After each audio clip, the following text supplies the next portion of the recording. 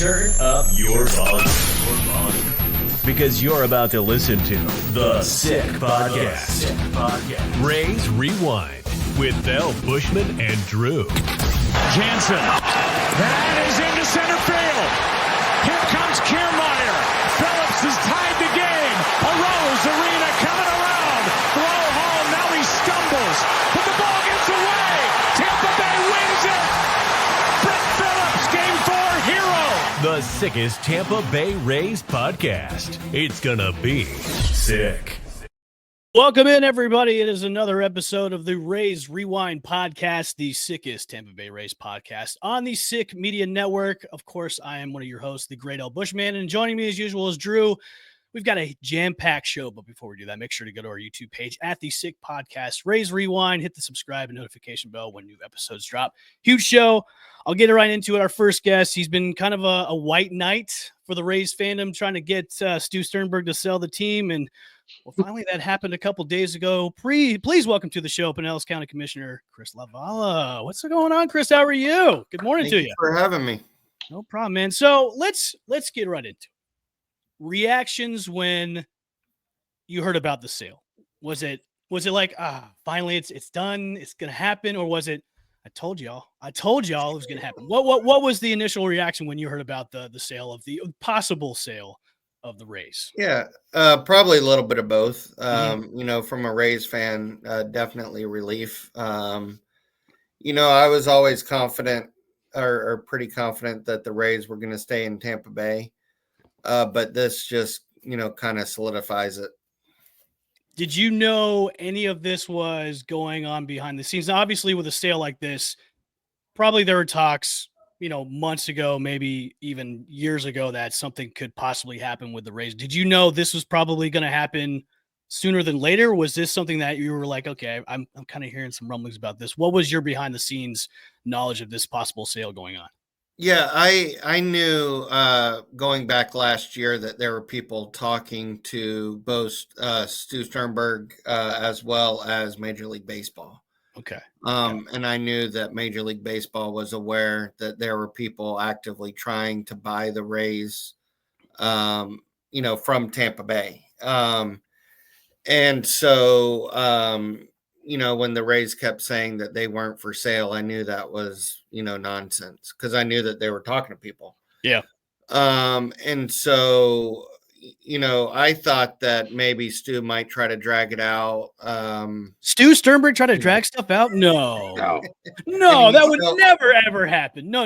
Yeah, and Stu. He still may try to do that. And so, but that announcement the other day, I think was very big for Rays fans, because I think it will bring some finality to it. And I think that it's obvious that when Rob Manfred kept saying that he was committed to Tampa Bay and that Major League Baseball was committed to Tampa Bay, he was being serious. And, our situation was never like Oakland situation for several reasons. And I feel bad for the fans in Oakland, but, our situation was not like theirs, and it never really was. Going back to what, sorry, Drew, you were about to say something. No, you're good. You're good. Go ahead. Okay. I was going to say, Chris, yeah, I got you. Okay, Chris, I was joking with Evan before the show. I grew up, I was born and raised in Lakeland, Florida.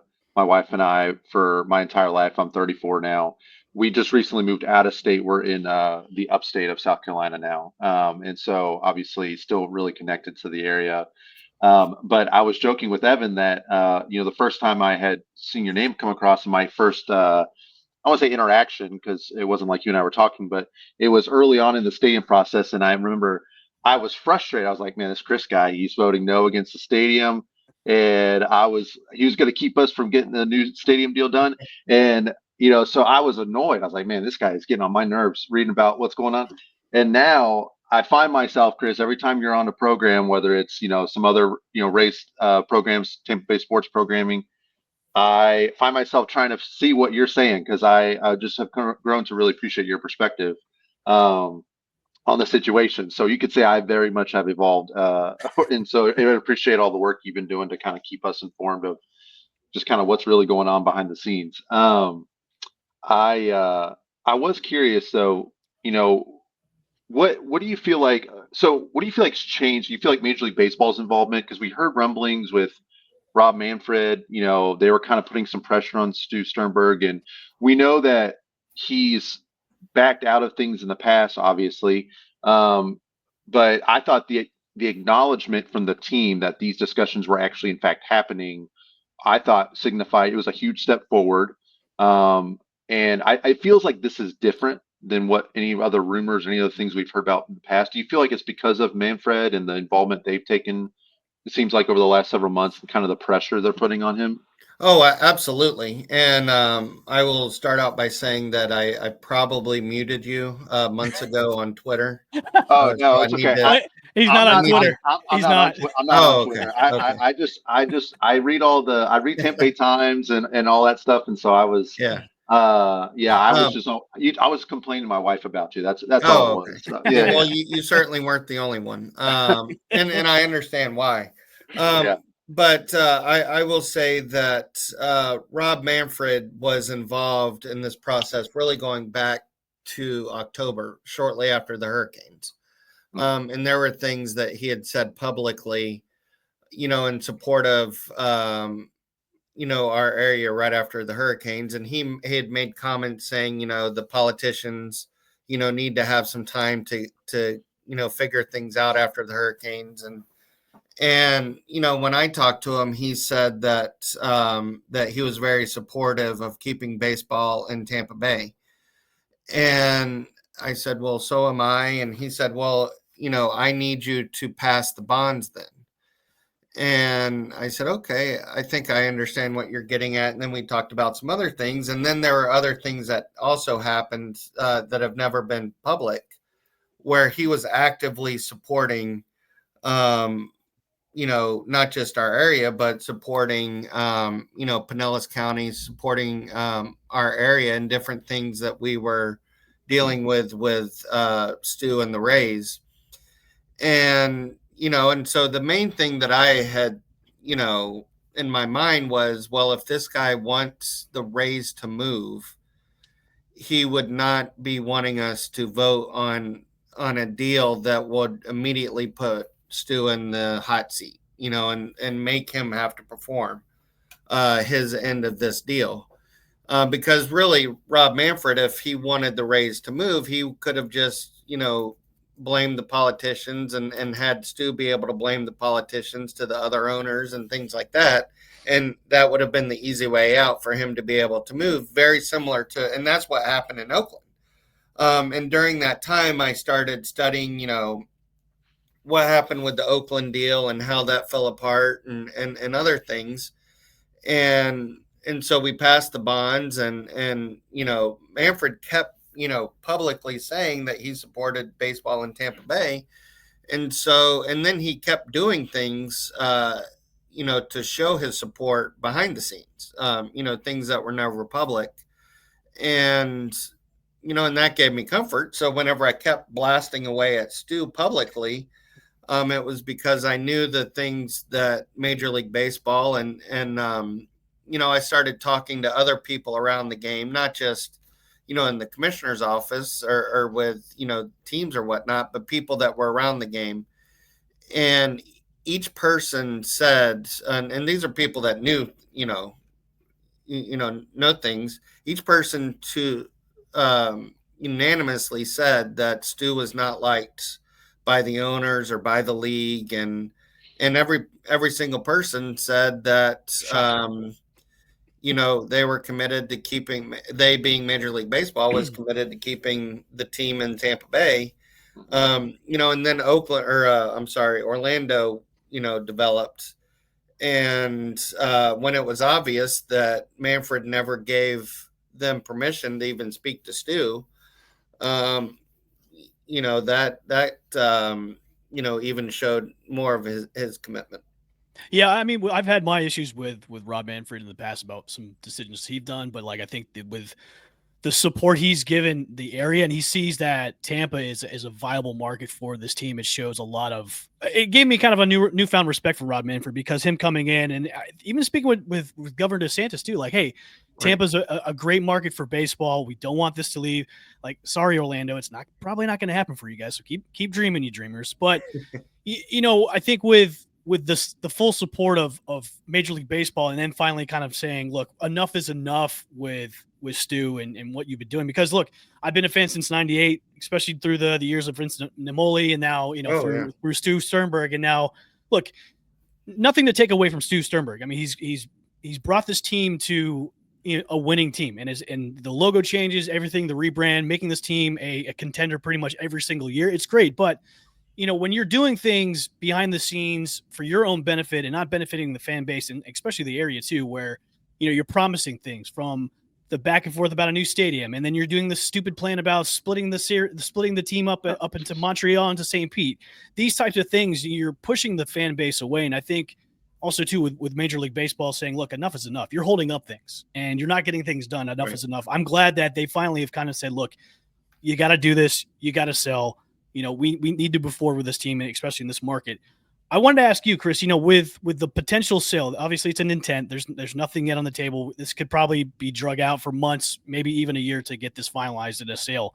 With the new ownership group possibly coming in, I know Ken Welch and Mayor, Jim Castor, both on the Tampa and the St. Pete side, have said, look, we'll be open to talking to new ownership group for a stadium. Do you think this ownership group is looking to maybe build in St. Pete for the new stadium, or they kind of like have set their sights on Tampa as the place we're going to put a new stadium at? Yeah, I would be very surprised if they were looking at St. Pete. Everything I've seen and heard suggests that they're looking at Tampa. Evan Klosky reported a day or two ago that the developer from Jacksonville, and I can't pronounce his name, but the lead developer from Jacksonville met with Mayor Castor about a month ago. And so, I know that no one from that group has talked to the administration in Pinellas County government, because I talked to our administrator a couple days ago about the Rays, and he hadn't talked to anybody. And that was before the sale announcement. And, Mayor Welch has, suggested publicly that he hasn't talked to them. Certainly I think that, that current deal that Stu walked away from could be resurrected, but I don't, and from my conversations with Manfred, he never said, I want to keep baseball in St. Petersburg. It was, I want to keep it in Tampa Bay.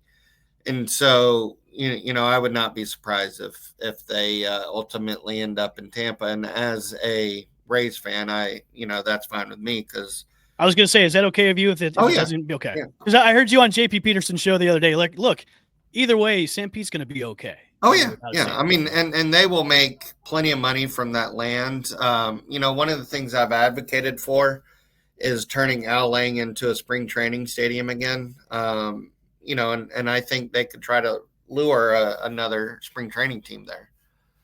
Great spot. Great spot. Yeah, and maybe even like a minor league team or something, depending on what team went there. Because that stadium has over 100 years of baseball history.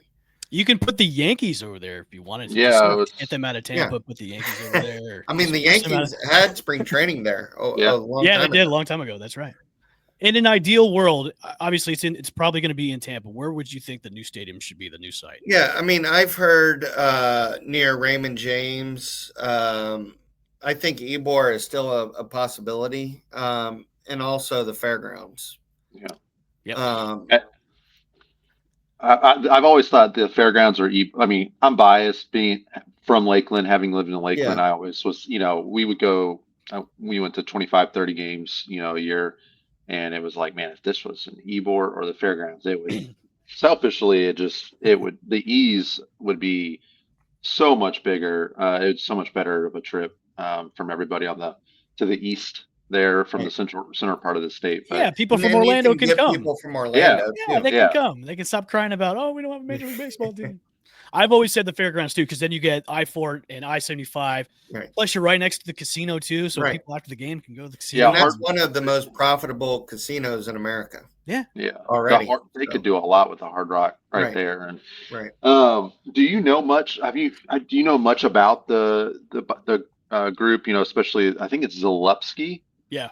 Zalewski, I think is how you pronounce it. I mean, have you met him, or is there any information you can share? You know, impressions you can share about him? I know or that he's good friends with Governor DeSantis. He serves on the UF Board of Trustees. Mm-hmm. He's well connected politically, which I think would, be good in getting a deal approved in Tampa or in Hillsborough County. I know a couple of the one or two people that have been mentioned, publicly that are in that group. And I know a couple other people that have been mentioned, or not been mentioned, but I've heard a couple other people that were in, groups trying to buy the Rays. I don't know if they're in this group or not. That would be solid, business people in the Tampa Bay area.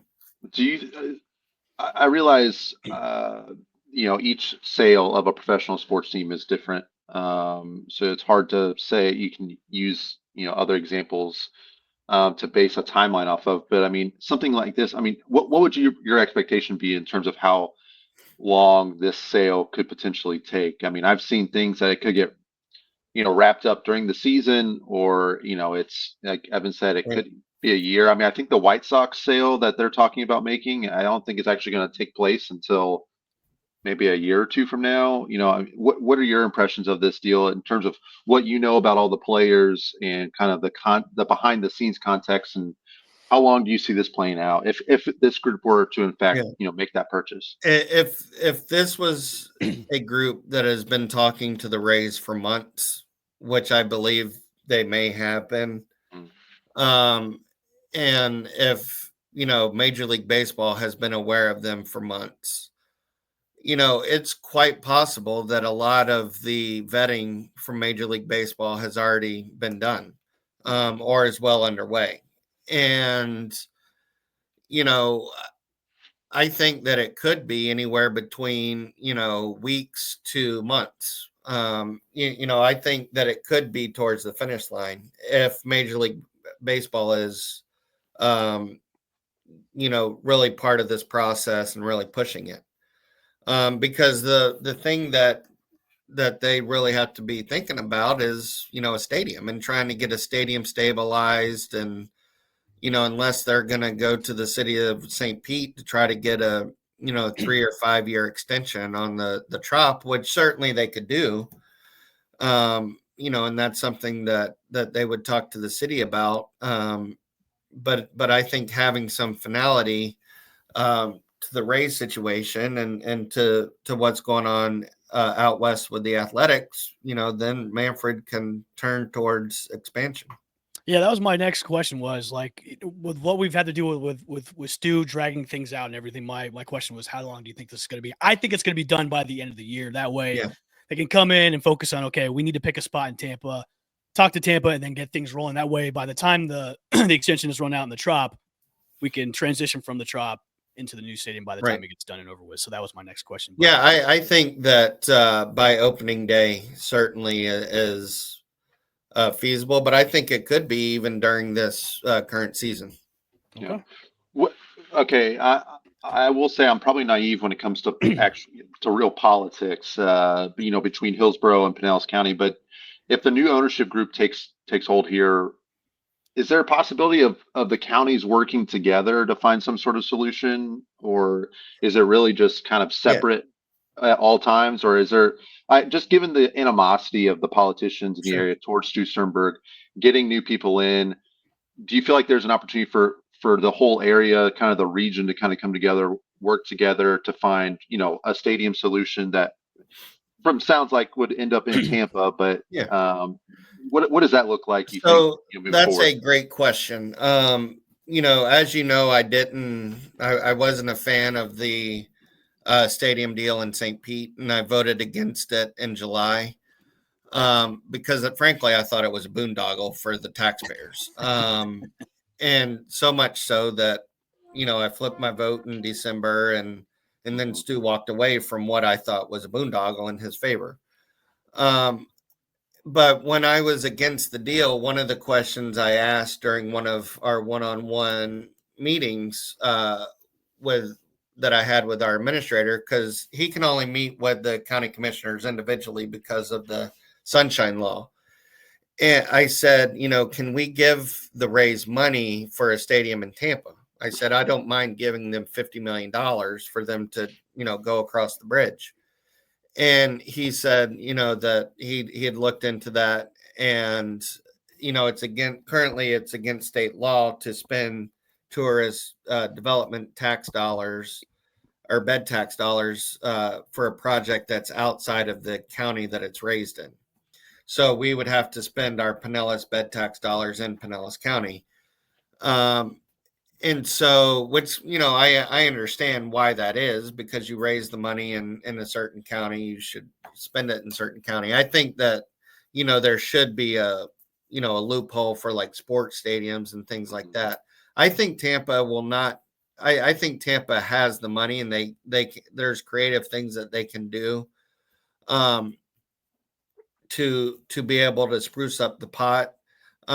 When Stu walked away from the deal in Ybor City a few years, probably in like 18, I think 17 or 18, and then he decided he wanted the deal in St. Pete.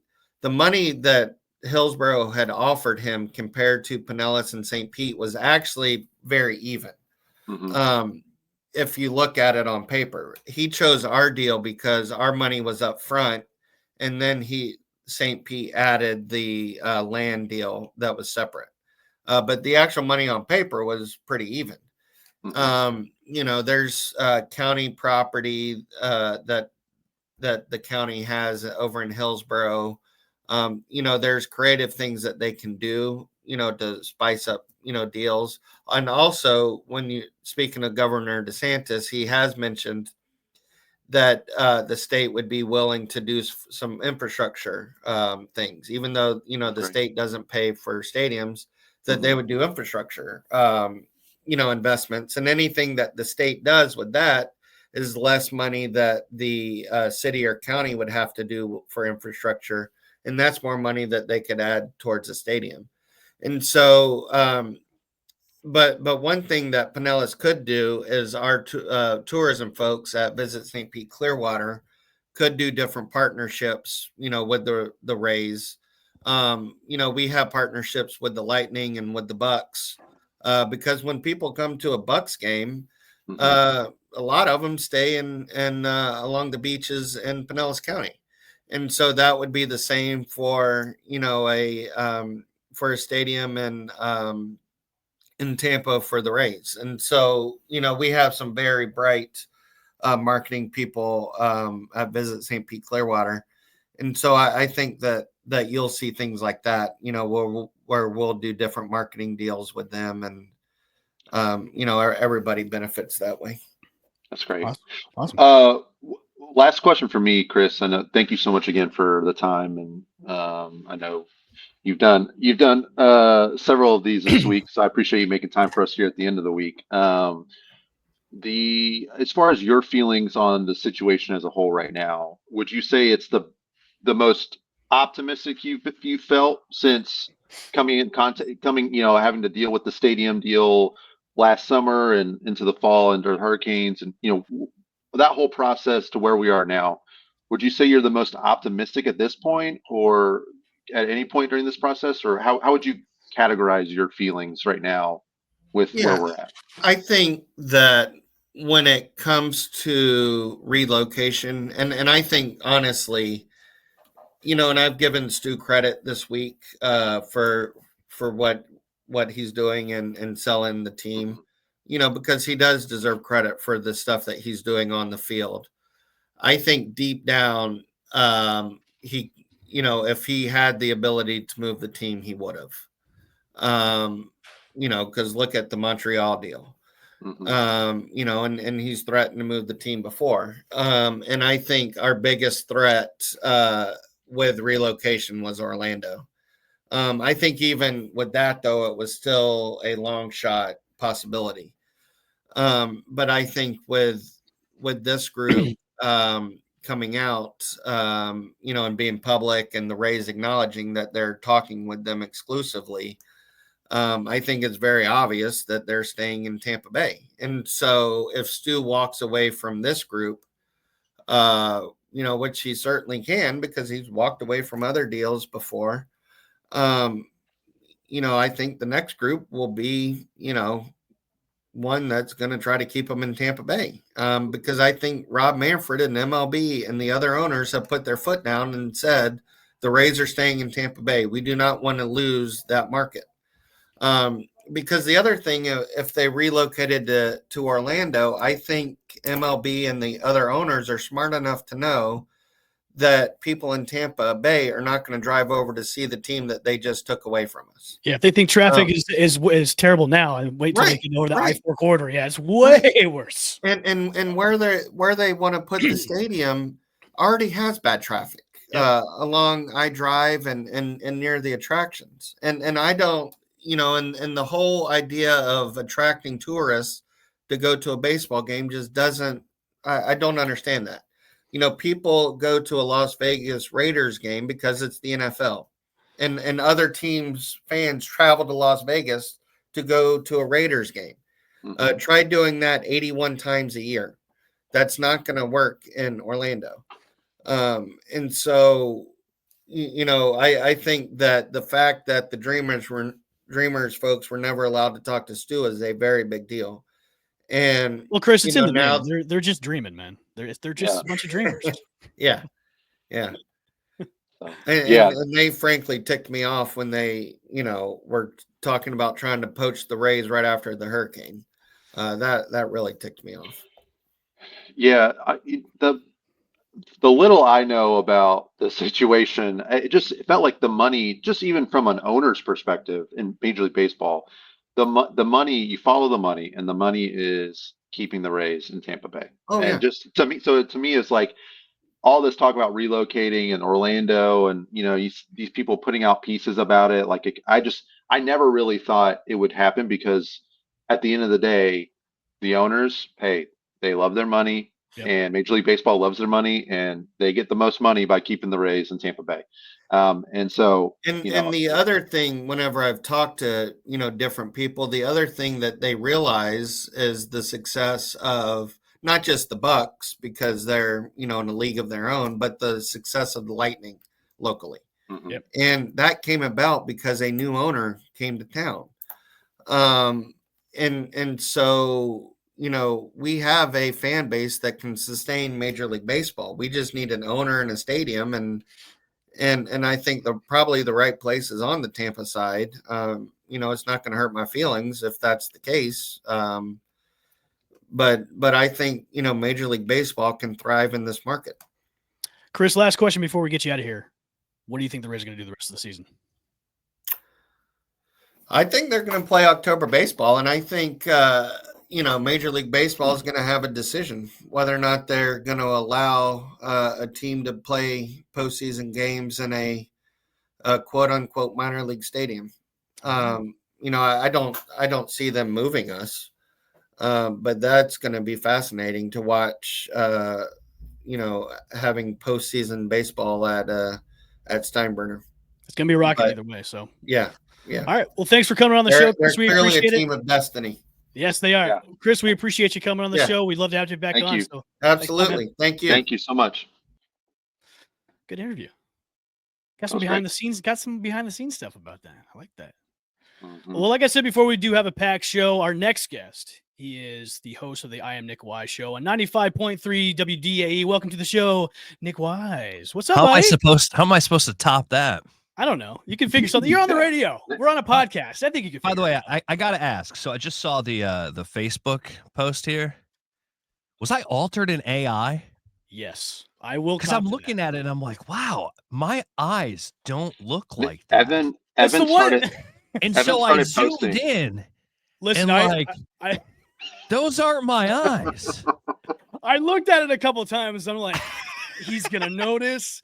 He's gonna look. I started didn't notice right away until like I looked at it and I was like, wow, I look different. And then so then I like zoomed in and I'm like, I'm really staring at it. I'm like, that's not me. But I started Instagram for the show about a week ago, and I've been just using ChatGPT nonstop. And there have been some times where the generated images that they use are somewhat questionable. So I have to go back in and kind of fight with ChatGPT about, hey, that doesn't even look like the original photo. And that kind of looked similar. So I was like, notice other than me. I've used ChatGPT for the same thing after the Knicks lost. The guy from our morning show, Aaron Jacobson, huge Knicks fan. Yeah. I photoshopped a picture, or I got a picture of him, his dad, and his brother. And I put it in there and I said, AI, put these guys in Knicks gear crying. And then it was a picture of those guys crying after the Knicks lost in all of their Knicks gear. So I've used it for the same thing. I used it for when Aaron Rodgers signed with the Steelers. I put a picture of him in the Jets, said, hey, put him in Steelers gear. But it changed his face so much that I couldn't use the post. I did one with TJ Watt on a mock trade post, put him in Bucks gear, and that one worked. That one looked really good, but there was one post I did. There's one post I did where I was like, look, put the pitchers that are pitching tonight for the matchup for a graphic to use on Instagram. It did it, but it totally changed the race and the hairstyles of the pitchers that were going that night. I'm like, I can't use this. And I had to edit it myself. And then finally I was like, you know what? I'll just put something out there that just has words and no pictures of a pitcher because this looks like crap. It doesn't even look like it. So yeah. Guilty as charged. I'm like, change everything but his face. And then what? Totally redid the whole thing. Yeah. Yeah, it still changed the face. It just doesn't look right. So some of the Instagram photos that haven't shown me look terrible. Like the player, it looks like I just imagine Evan yelling at his screen, like getting in a fight with an AI bot. Yeah. Like this is not what I want. It's happening. I mean, it tries, and look, it's a great resource. Like after a game, if you need all the detail, like if I want to, with the Yankees when they were on that losing streak, I wasn't watching the Yankees games, but I could type into AI, summarize last night's Yankees game in bulletproof form, and it spits it right out there and gives me everything that happened, and it's incredible. Just really, when it comes to creating people that actually are real, it's really terrible at it. No, yeah, you can always tell, and they have there's AI, you'll see things on Instagram, and you're like, this girl's not real. Yeah. Yeah. And usually you can tell by it messes up hands and feet don't look normal at all. There's this new on TikTok, there's this new AI filter of this girlfriend filter, and these guys will be using it, and then it shows the girl's feet and you're like, those aren't real feet. You can tell she's AI. It's gross. She only has 3 toes. There's only 1 big toe and there's 2 middle toes. Yeah. But I don't think you guys want to talk about AI and TikTok today. So what do you guys got on the agenda? So let's get right into it. So the intent to sell came out on Wednesday. Everybody just exploded on social media. I want your reaction where you kind of okay. Advanced talks are happening. This is probably another one of Stu's games, but after hearing more and more about, hey, this is legit. There's an intent to sell. Major League Baseball is backing this group. They want Stu out. What was your initial reaction? Were you like, okay, it's finally happening, or you were kind of like, I'm going to be optimistic until the ink on the pen is dry on the contract? I think a little bit of both, right? You're like, all right, this is what this team needs in order to stay here. It's not necessarily Stu that I personally have an issue with. It's just that the fact that he's burned the bridges with the politicians. It's all right, we can see we can't go forward with this guy. We need another way. And so to hear that another group was interested in the Rays, and our news department here at iHeart was blowing me up. Is this true? And I'm like, I don't know. I'm trying to dig into it. And then the Rays put out a statement. And I think once the Rays put out the official statement and we heard from them that this is actually happening, it felt a little bit more real. I still think, though, after, the stadium debacle, and we were all excited that a new stadium was coming, and now that's not happening, I don't want to get too excited. I'm trying to temper the expectations a little bit, but, it was a little bit of a positive thing. And I felt like with this group, and as it more and more that I've read into them, their intention is to stay here. And that's what's most important. WDA being the flagship station of the Rays, they are a big, important part of my life and my career. And, that team being here is something that I really need in my life. So, I've just thought about this thing. It was just kind of It didn't We all do, fully take. Nick. We all do. I don't want to root for another team. No, I don't want to go back rooting for Atlanta. I don't want. No, like I want them for my entertainment purposes, but like my livelihood too, right? Like I don't know what happens, to everything here if we lose our partnership with the Rays. They are a big part of the station, so there's no positives to them leaving for my life, and so like selfishly, I'm thinking about what this means for me, and so it was a little bit of a relief, but until it actually happens, then I'm not going to get too excited, but everything that I'm reading about this group based out of Jacksonville, I know there's Tampa investors in there too, so that was all encouraging. I would say the most common thing and worry we got here is people thought the team would move to Jacksonville, but I can go ahead and eliminate Jacksonville. And it's kind of funny too because one of the investors owns the Jacksonville Jumbo Shrimp, and it would be stupid if you owned a minor league team to move a major league team. You would initially be just killing one of your products. And I put that out there yesterday on the air, and it got quoted and put on social media. And a lot of people are like, well, he could just sell the team.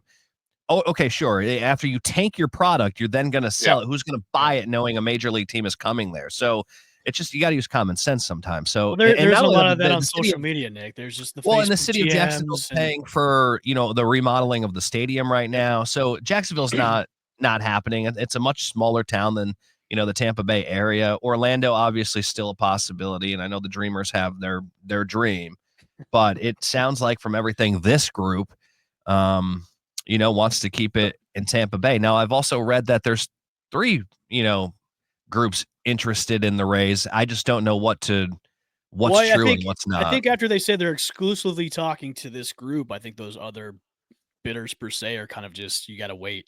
And no, I agree. And I like one of them I know is from Memphis. That one scares me a little bit because, I think the goal would to try to bring the team to Nashville. But then you look at Nashville, they're in the middle of building a football stadium right now. So Manfred doesn't want to lose this television market. It would be absolutely stupid to give up a market that is just continues to grow and grow and grow. And the Rays have really good ratings here. I always have to tell people who have never been here because they think it's such a bad baseball town and people don't show up to the games.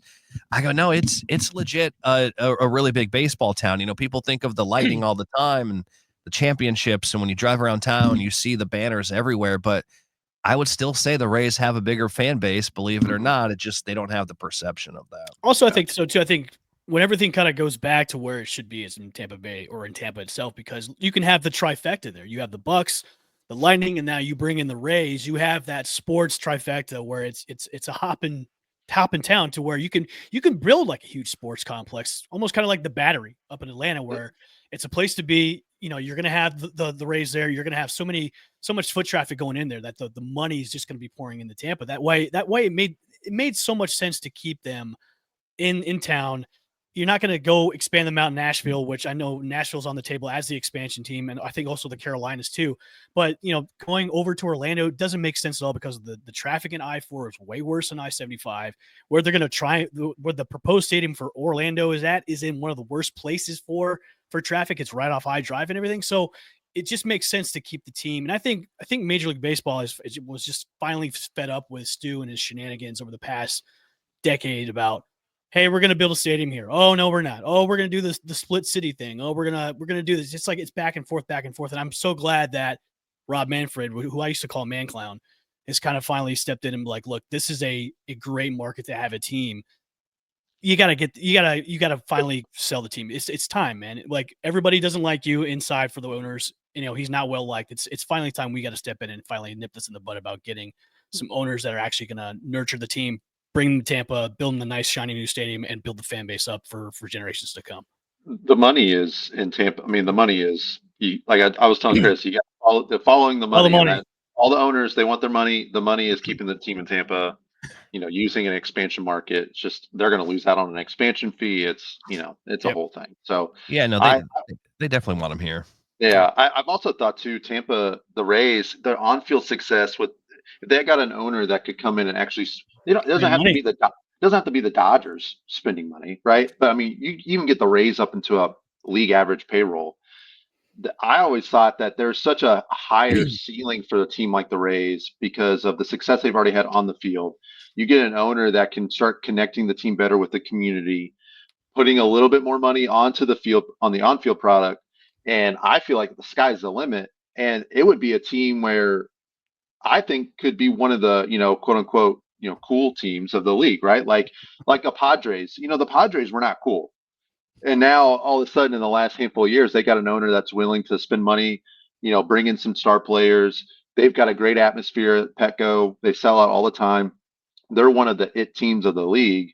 And I always felt like the Rays had that potential. They just needed to get that new ownership in. And I'm hoping that this is the start of that, because they got some great young players. And I mean, the on-field consistency is just, it's one of the best in the league since '08. So I don't know. There's just so much. I did, by the way, speaking of AI, I did type into ChatGPT while we were talking, and ChatGPT is telling me the Rays are not moving. So, I asked for a prediction, and ChatGPT says they're staying. So I think we can take that to the bank. You mentioned the Padres. I think there's a couple different factors though. They lost their football team, so yeah, that's true. They're going to do everything. They are the only sports team in town, so they're going to get that full support.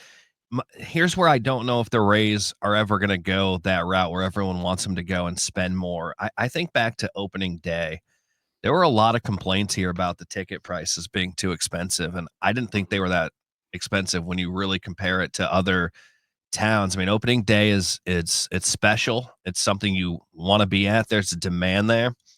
And, especially in Tampa when there was only, 10,040 seats or whatever it is, the tickets are going to be expensive, but a $200 ticket to get into opening day it's about the league average. It's nothing normal. Like on those high payroll teams, I remember going to opening day.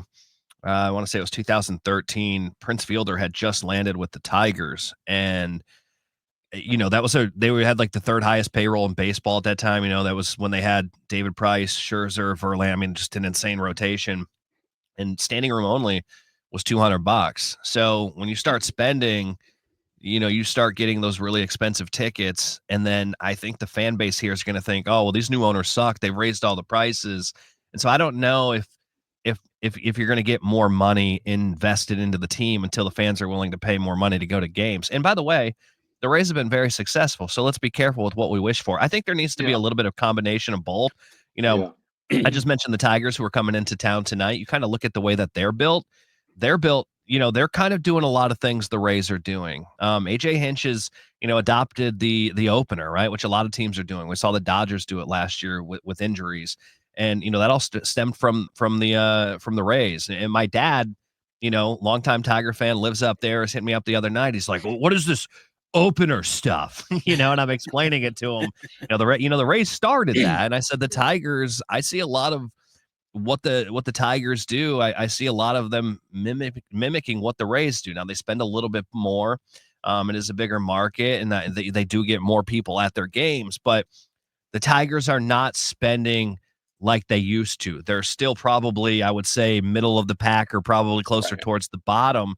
And it really feels like what they're doing is trying to do what the Rays do, but maybe with a little bit more money. And so I think the Rays need to continue to do what they do, but maybe a little bit more money. But you don't want them to go all out like the Yankees and the Dodgers, because I just don't think the people here are ready for that. I think the people here say they want that, but when you get to the home plate club being $500 instead of the $200, you're going to end up with empty seats, and the people just aren't ready to pay that, and your beer prices go up. So you lose kind of that fan experience once you start bringing the stars in.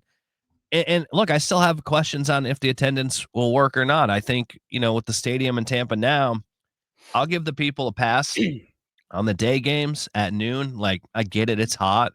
When that sun goes down, a night game, you're going to have to sweat it out. And there's been a couple where they haven't sold out. And I think all of them need to be sold out. So I don't think the stadium represents a true what the Tampa side brings, but at the same time, I still think at those night games, you got to sell out. Now, if you don't go tomorrow and Sunday, both of them being 12-10 starts, I can't blame you. I mean, the last day game that I went to, there was puke all over the venue. They used sawdust and sprinkle it on there.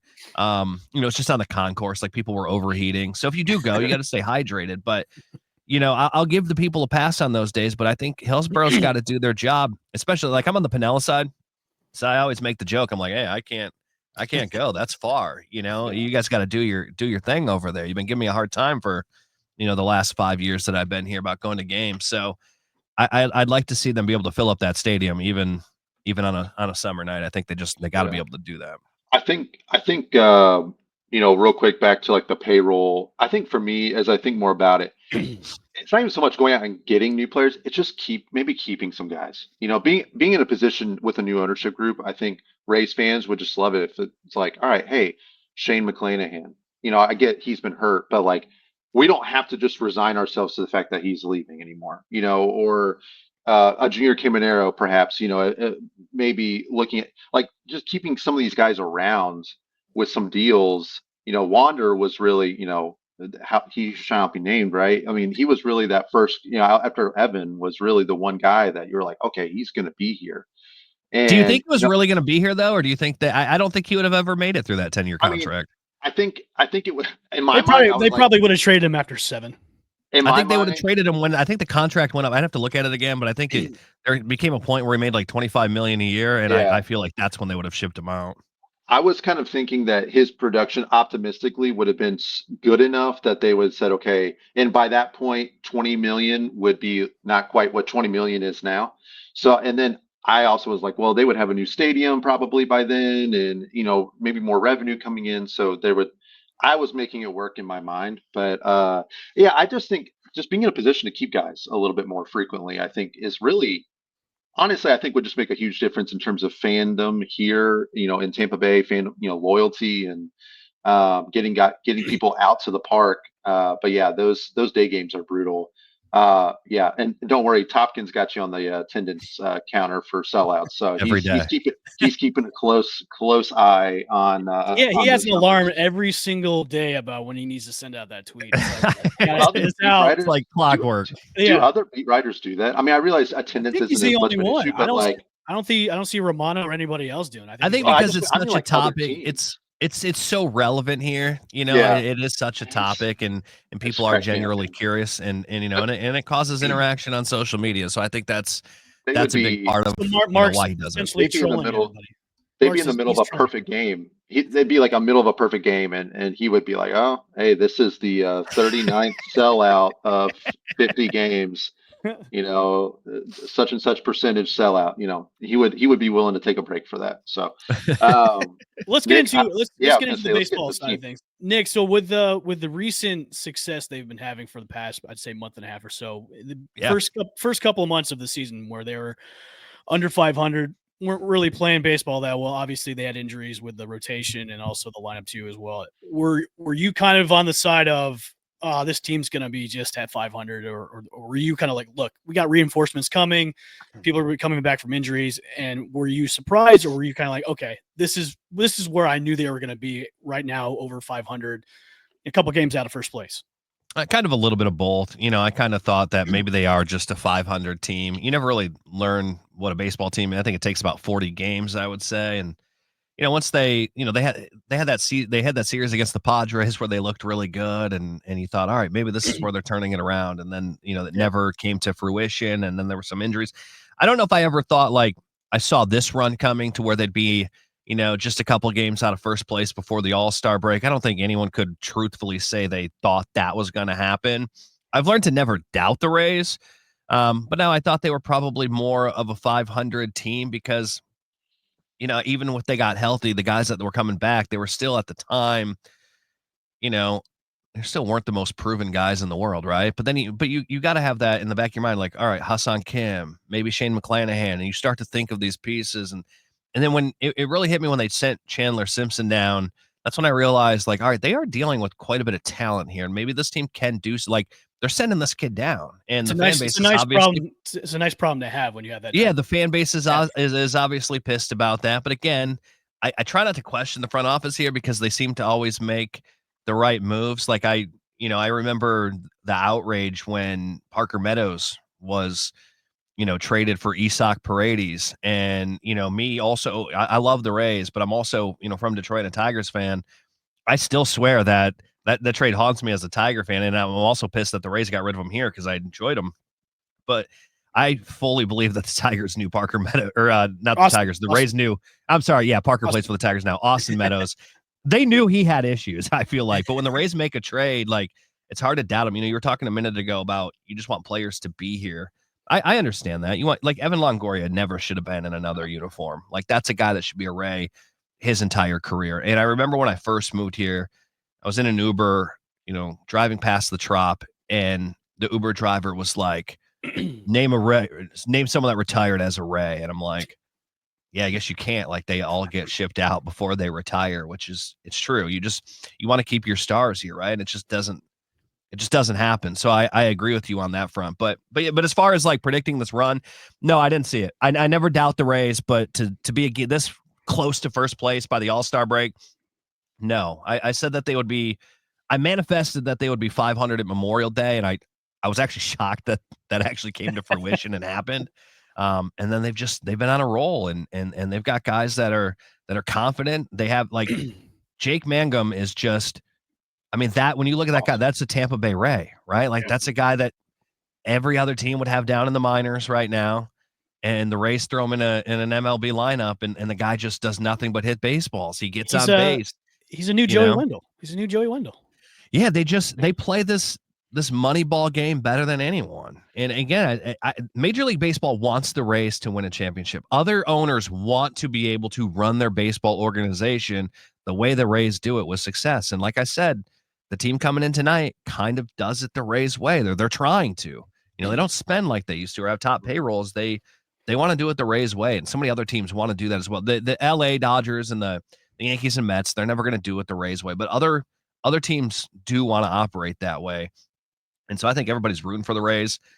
This team's been fun to watch right now. That 8-0 comeback the other night was absolutely incredible. I won't lie. It was 8-8 when I got in bed. I was doing the morning show, and I like dozed off, and I just heard the Rays are up 4 runs right now, and I'm like, wait, what? I thought it was 8. I didn't even realize I fell asleep. I took a break to go smoke a cigar outside. I looked at my phone. I'm like, hey, what? Wait, it what? 12, it was 12-8, and then I'm like, I shut the TV off. I go, they won, and I went to bed, and I woke up, and it was 12-8. I mean, going back, they've been fun to watch, man. Going back to the statement that you said, teams are, they're trying to run like the Rays. The Red Sox are one of those teams that are doing it very, very badly, very badly.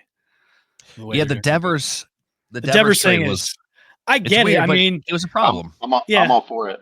Yeah, I'm all for it. Good job, Red Sox. Way to get them out of there. So looking at the trade deadline coming up and the way they are right now, I know the rotation has a couple of, I would say maybe just one guy with Taj Bradley, with him in his struggles the past few starts. Do you see the Rays putting him in the bullpen? Do you see him maybe going in there just to kind of get a little bit of a breather and maybe bring Joe Boyle up? What do you think the Rays are going to do with the Taj Bradley conundrum? Because I know a lot of fans are just like, look, send him down. He's terrible. They should give up on him. But I think if you maybe move him to the rotation, it kind of gives him a little bit of breathing room and not so much pressure being in that rotation. What do you think?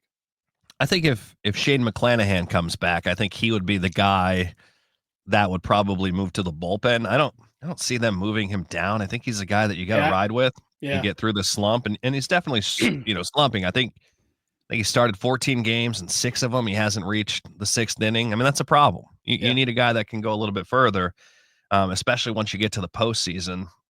But I think if this team ends up getting into the postseason, I don't think he's going to be one of your starters. I think once you get to the postseason, you could go to, a 4-man rotation if you want, which a lot of teams do. If you want to stick to the 5, obviously they'll be able to do that. But I don't think Taj Bradley is going to be one of their starters if they get to the postseason. I think he'll be a weapon that they could have in the bullpen, which is not a bad problem to have. But yeah, as of right now, he's a liability going out there. Between him and then, Littell, I don't think is as big of a liability, but I wish he could cut the home run balls out. It's just like, against Boston, the 4. So at least they were solos, but 4 home runs in one game. It's like, come on, man. So those two are a little bit frustrating, especially Taj. You want to see better out of him, especially I think the expectation was super high on him. I don't think sending him down is good for his confidence. So I'd keep him with the club, but if Shane comes back, he'd be the guy that I'd like to see go to the bullpen, I think. I think what you could see happen is they give him an IL stint. Like, I don't think they would move him to the bullpen before they would just say, hey, like, you need a breather.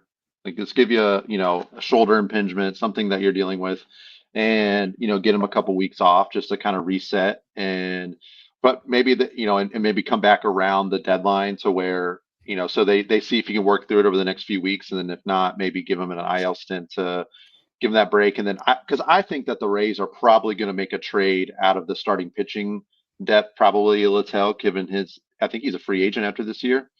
That, they would just kind of wait and see there. And I mean, I understand Boyle's crushing in AAA and everyone wants him up, but like Kyle Gibson's been doing really good. And I'm not saying Kyle Gibson's going to be a difference maker up here, but I could see the Rays saying, all right, we're going to let Kyle Gibson come up to fill Taj's spot for a little bit, see what we got. And because I feel like Joe Boyle is one of those guys that the Rays are always keen on, like, hey, when we bring him up, they're going to play. They're here to stay. And so I don't think they would bring Boyle up just as for a cup of coffee again. I think if they bring him up again, he's going to be a part of the rotation moving forward. And so, I mean, they have options in AAA to at least come up and maybe take that Taj Bradley spot for a few weeks if they, want to give him a break. But yeah, super disappointed. I mean, I would have thought over Boz, to be honest with you. I thought Taj was going to take a bigger leap forward than Boz this year going in. So it's disappointing to see him perform the way he is.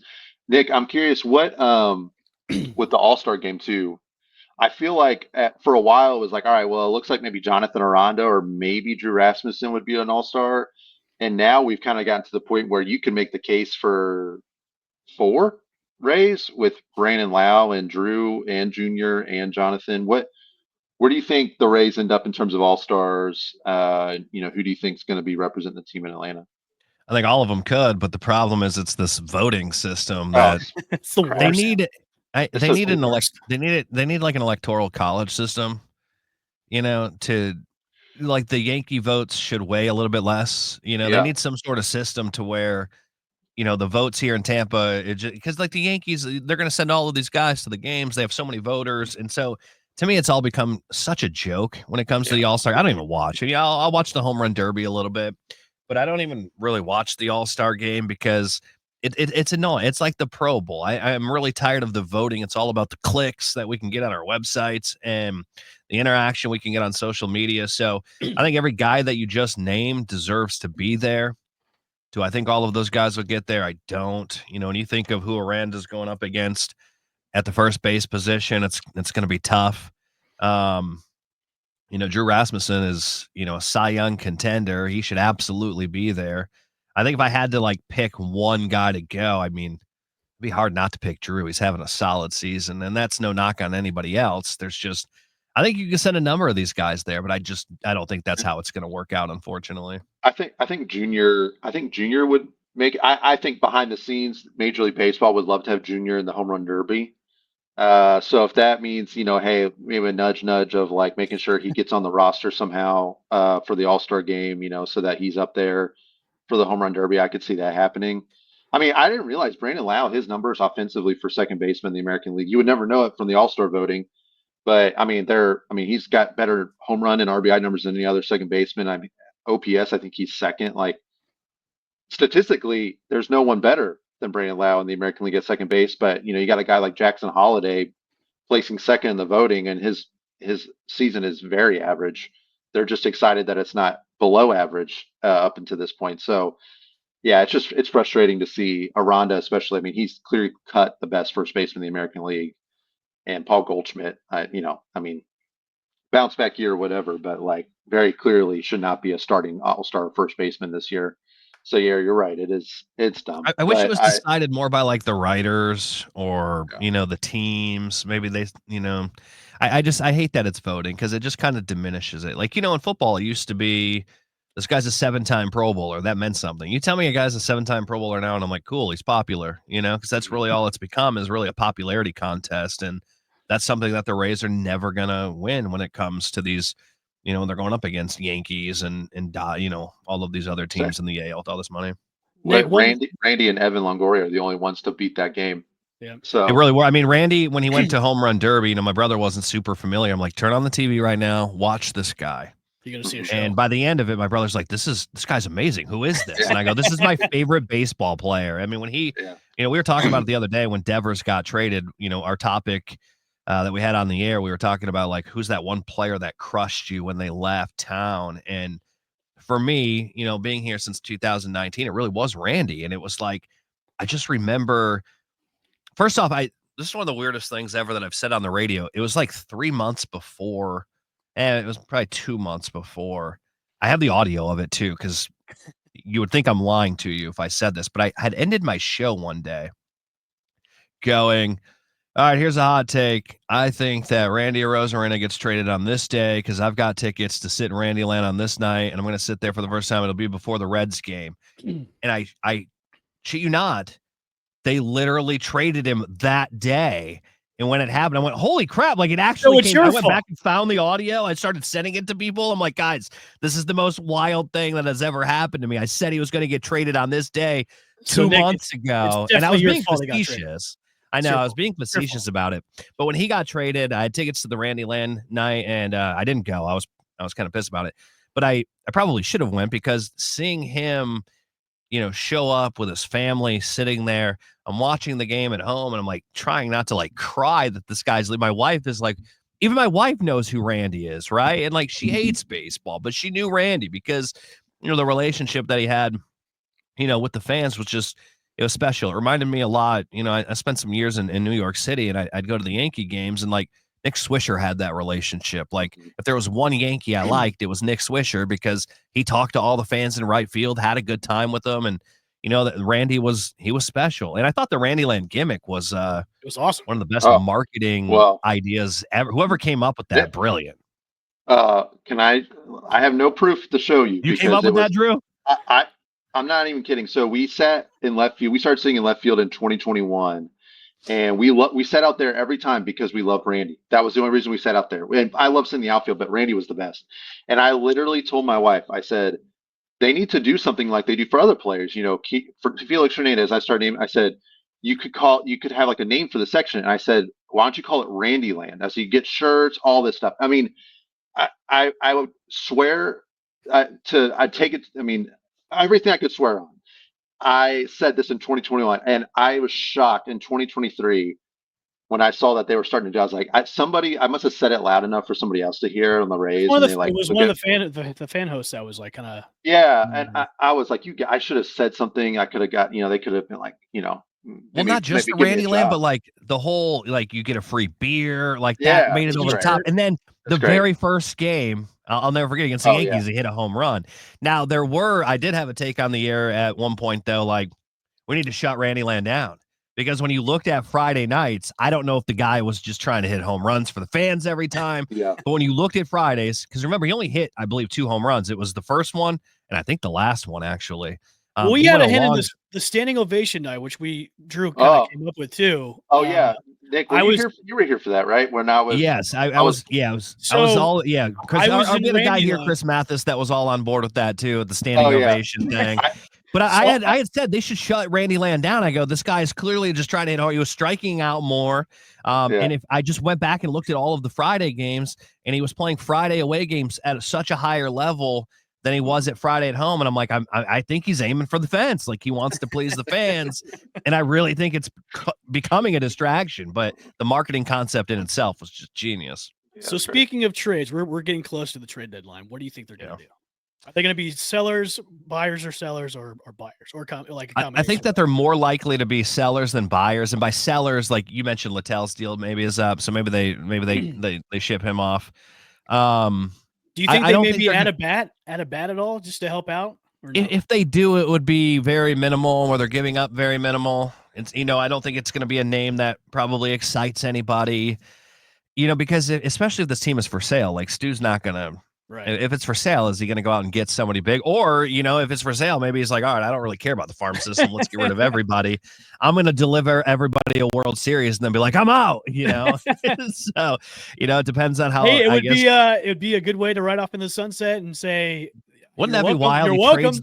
He trades the whole farm system, brings in Chris Sale, throws him in the rotation, grabs a couple bats. Hometown guy, Lakeland, Florida. And, trade for Pete Alonso, bring him in. He's from Tampa too.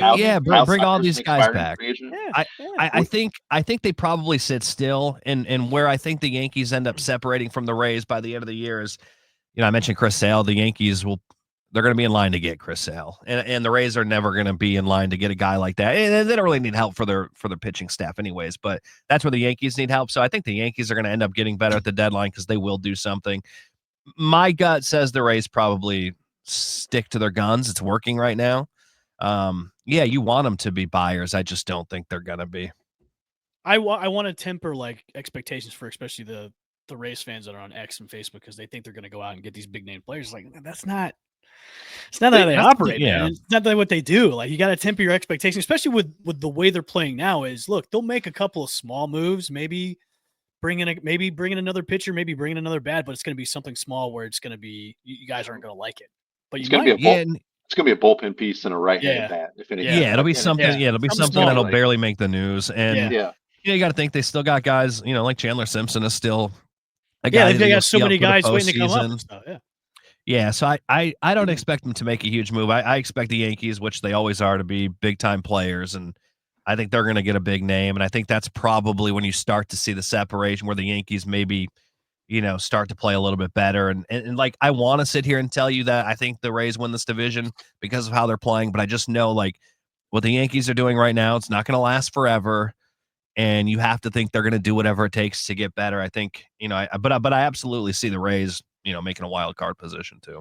Yeah, well, and it would be like the Rays. We were joking before the year, being having a weird stadium situation with Steinbrenner. This would be the year that they make another World Series run. They did it during COVID when no one could go to the games, and now when they're good and people can go, they don't win a game. But this is the year at Steinbrenner. They do not want to go on a deep playoff run at the Trop. Apparently, it's got to be. They definitely have Major League Baseball worried right now, right? What I said at the beginning of the year is I wanted Rays and A's so bad, like because last year Major League Baseball got what they wanted. They wanted LA, New York. So for the pennant, I would have loved to see Rays and A's, minor league parks, like that would have pissed off Major League Baseball. I thought that would have been a lot of fun. I think on one of our past shows, it was like it'd be the most Ray thing to have them go to the World Series playing at a minor league park. It'd be the most. I wonder what they would do. Like they'd have to play there. What else would they do? Like, well, it wouldn't be fair to the fans to take them away. No, you'd have to play it there. They were like, "Oh, they play Miami." It's like, why would you do that? I mean, like the Rays fans actually, it's like you can't take the team away from its fan base for a playoff. No, it would be just shocking. I can't imagine what the ticket prices would be for a 10,000 seat venue. I mean, they would be really expensive. But it would definitely Major League Baseball is definitely not rooting for the Rays to host playoff games there. That is for certain. Oh, that'd be so great. Well, Nick, thanks for coming on the show. We'll get you out on that. Thanks for tuning in, everybody, to the Rays Rewind podcast, the sickest Tampa Bay Rays podcast on the Sick Media Network. Make sure to go to our YouTube page at the Sick Podcast, Rays Rewind. Hit the subscribe and notification bell. We will see you guys on our next episode. Peace. See you guys. And that's a wrap. Hope you don't miss us too much until next time. Follow the Sick Podcast Rays Rewind with El Bushman and Drew on YouTube, Google Play, and Apple Podcasts.